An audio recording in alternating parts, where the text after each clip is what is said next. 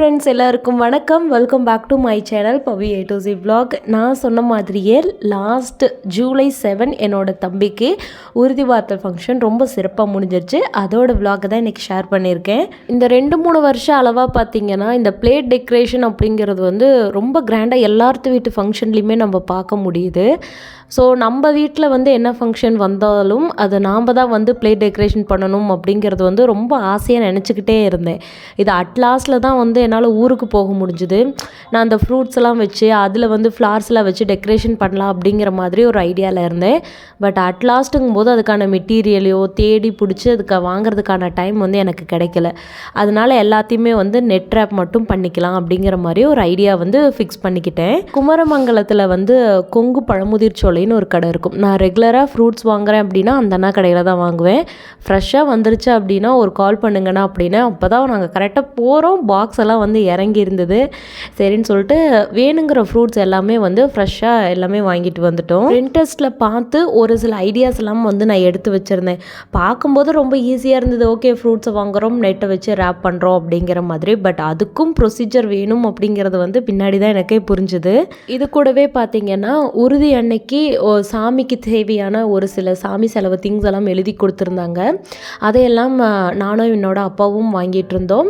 ராஜேஷ் வந்து முன்னாடியே ஃப்ரூட்ஸ் எல்லாம் வாங்கிட்டு அவர் வீட்டுக்கு கிளம்பிட்டார். நாங்கள் இந்த சாமி திங்ஸ் எல்லாம் வாங்கிட்டு பூவெல்லாம் வாங்கிட்டு வீட்டுக்கு போகிறதுக்குள்ளே ஒரு வழி ஆகிட்டோம். மெயினாக இன்றைக்கி நாங்கள் பண்ண பெரிய தப்பு யாஷிக்கை எங்கள் கூட கூட்டிகிட்டு போனது தான். பார்க்குற இடத்துல எனக்கு இது வேணும் அது வேணும், அதுவும் குறிப்பாக திருச்செங்கோட்டில் இன்னும் அந்த தேர்க்கடையெல்லாம் எடுக்கலை. ஸோ அதனால் அந்த கடைக்குள்ளே போயிட்டு அங்கே ஒரு 500 ரூபா செலவு வச்சு தான் கூட்டிகிட்டு வந்திருந்தான்.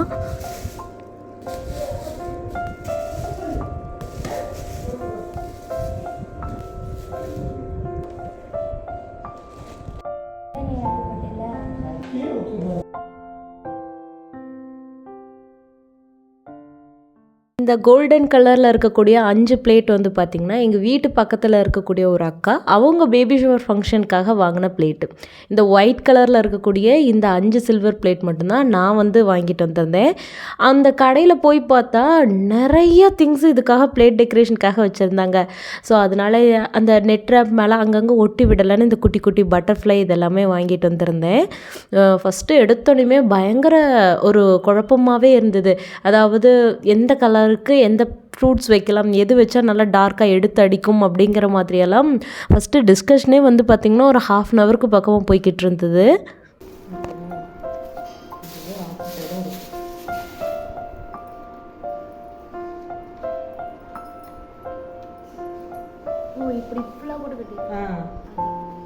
அந்த கடையிலே வந்து சொல்லியிருந்தாங்க, நீங்கள் ஒரு பிளேட்டுக்கு நெட் ரேப் பண்ணுறீங்க அப்படின்னா ஒவ்வொரு பிளேட்டுக்கும் அட்லீஸ்ட் 1 மீட்டராவது வேணும்.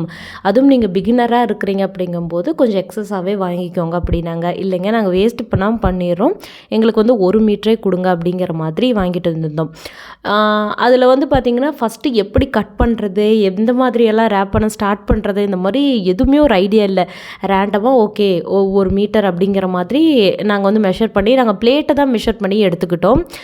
ஃபஸ்ட்டு பிளேட் கட்டுறப்போ வந்து பார்த்திங்கன்னா ரொம்ப தடுமாற்றமாக இருந்தது. எப்படி கட்டுறது, எப்படி கட் பண்ணுறது அந்த மாதிரியெல்லாம் இருந்தது.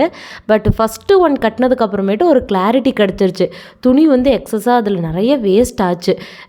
ஏன்னா கட் பண்ணுறோம் அப்படிங்கும்போது மேலே வந்து அந்த பவு மாதிரி வைக்கிறதுக்காக அதை இப்போ கட் பண்ணுறோம் பார்த்திங்களா, இந்த எக்ஸஸ் துணி வந்து கீழே அவ்வளோ துணி வேஸ்ட் ஆச்சு. அது பார்க்கவே கஷ்டமாக இருந்தது. ஐயோ நிறைய வேஸ்ட்டு பண்ணுறோமோ, கம்முன்னு நம்ம ஃப்ரூட்ஸையே டெக்கரேஷன் பண்ணியிருக்கலாமோ அப்படிங்கிற மாதிரி இருந்தது. பட்டு சரி ஒரு டைம் தானே பண்ணுறோம், வேஸ்ட் ஆனால் ஆகிட்டு போதுங்கிற மாதிரி மைண்டை செட் பண்ணிக்கிட்டோம்.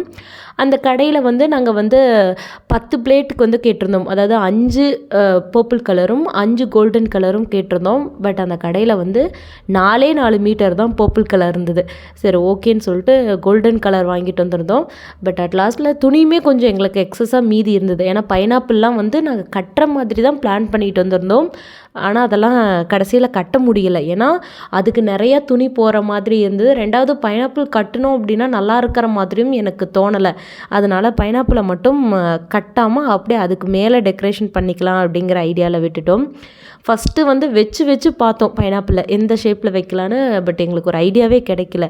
அதனால் என்ன பண்ணிட்டு வந்தோம்னா கொஞ்சம் பீட்ஸ் எல்லாம் வாங்கிட்டு வந்தோம். அந்த பீட்ஸும் அந்த பட்டர்ஃப்ளையும் வச்சு அங்கங்கே அப்படியே அந்த க்ளூ கன்னை வச்சு ஒட்டி விட்டாச்சு. சத்தியமா எனக்கு போட தெரியாது. வராததே தான் போடுவியா?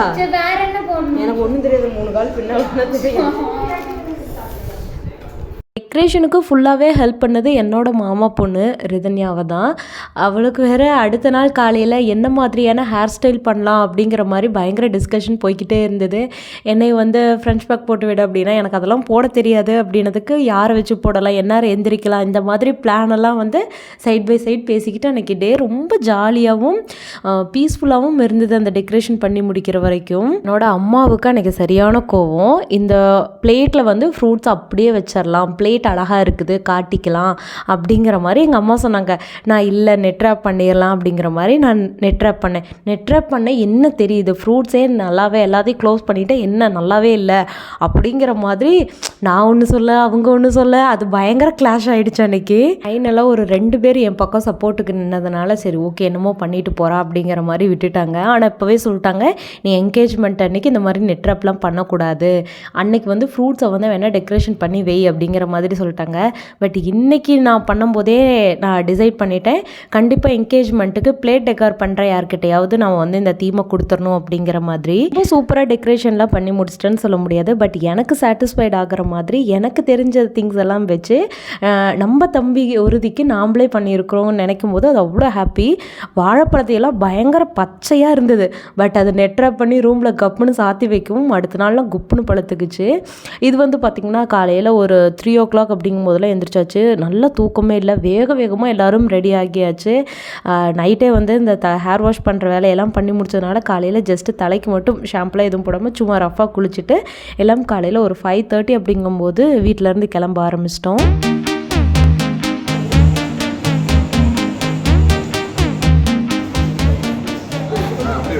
எங்களுடைய சமூகத்தில் காலையில் இந்த வண்ணாமத்துன்னு சொல்லுவாங்க, அவங்க துணி போட்டதுக்கப்புறம் அந்த துணி மேலே தான் நம்ம பிளேட்டெல்லாம் வைக்கணும். எல்லா பிளேட்டும் டெக்கரேஷன் பண்ணதுக்கப்புறமேட்டு பக்கத்தில் எங்களுடைய குலதெய்வ கோவிலில் தான் நாங்கள் ஃபங்க்ஷன் வச்சுருந்தோம். காலையில் கோயிலுக்கு போய் எல்லோரும் சாமி கும்பிட்டுட்டு அதுக்கப்புறமேட்டு தான் ஃபங்க்ஷனையே நாங்கள் ஸ்டார்ட் பண்ணணும். அரௌண்ட் 6 to 7 அந்த டைம் நாங்கள் சொல்லியிருந்தோம். ஸ்டார்ட் பண்ணும்போது அரௌண்ட் 6:45 அந்த டைமாட் ஆகிடுச்சு. நான் வேர் பண்ணியிருக்க இந்த ப்ளூ சாரீ எனக்கு ரொம்ப ஸ்பெஷல். ஏன்னா என்னோடய உறுதி ஃபங்க்ஷன் அன்றைக்கி நான் எடுத்துக்கிட்ட சாரீ. என்னோடய உறுதி ஃபங்க்ஷன் அப்போ அந்த சாரியில் இருந்த ப்ளவுஸை நான் தைக்கல, கான்ட்ராஸ்ட்டாக வேறு போட்டுட்டேன். பட் இப்போ தான் நான் அந்த ப்ளவுஸை ஸ்டிச் பண்ணி போட்டிருந்தேன். என்னோட பரணியில் 2500 அப்படின்னு சொல்லி எடுத்தேன். கட்டிக்கிறதுக்கு அவ்வளோ சாஃப்ட் அண்ட் கம்ஃபர்டபுளாக இருக்கும். இந்த சாரீ என்னோட ஆல் டைம் ஃபேவரட். இவங்க தான் பொண்ணு பிள்ளை, பேர் சந்தியா. எங்கள் வீட்டுக்கு வரப்போகிற மருமகள் இவங்க தான். இவன் தான் மாப்பிள்ளை பையன், என்னோட தம்பி. அந்த உறுதி மூமெண்ட்லாம் பார்த்திங்கன்னா அவ்வளோ ஒரு சந்தோஷமாக இருந்தது. ஆஷிக்கு இன்னும் அந்தளவுக்கு விவரம் புரியலை, கல்யாணம் மாப்பிள்ளை அந்த மாதிரியெல்லாம் அவனுக்கு தெரியலை. அன்னைக்கும் பயங்கரமான அட்ராசிட்டி தான் பண்ணிக்கிட்டு இருந்தான். பொண்ணு மாப்பிள்ளை 2 பேருமே ஸ்டேஜுக்கு வந்ததுக்கப்புறமேட்டு நீரளாவி சாமியெல்லாம் கும்பிட்டதுக்கு அப்புறமேட்டு பொண்ணுக்கு மாப்பிள்ளை வீட்டு சைடில் இருக்கிறவங்களும் மாப்பிள்ளைக்கு பொண்ணு வீட்டு சைடில் இருக்கிறவங்களும் தான் நகை போட்டு விடணும்.